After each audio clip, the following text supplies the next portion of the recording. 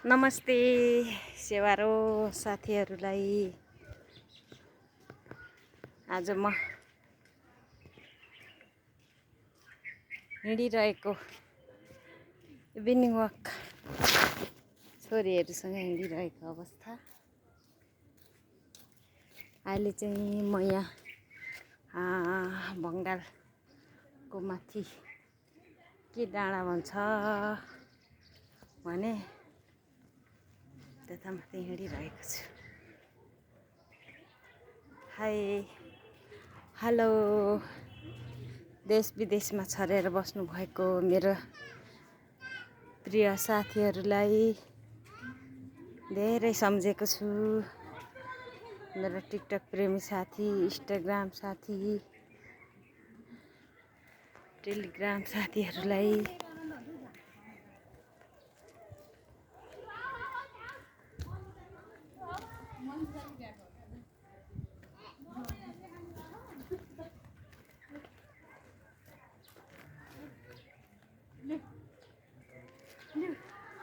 छोरीहरू पनि हिँडिराखेको अवस्था।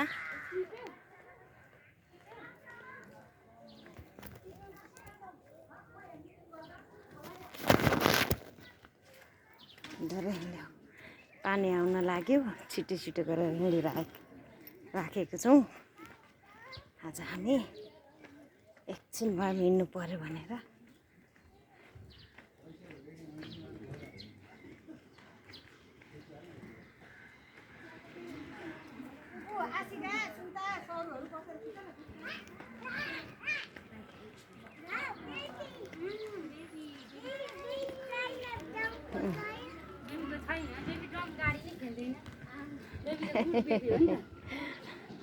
अहिले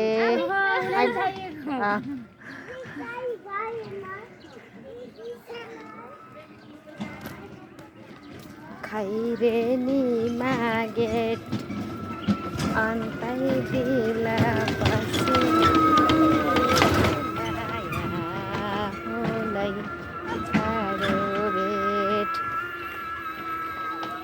अब यता बस्नु पर्ला भनेर एकछिन यहाँनिर एकछिन बसेर जानु पर्यो भनेर एकदम मेरो छोरीहरू पुगिसक्यो। यहाँ चौर छ, यहाँ बस्नलाई।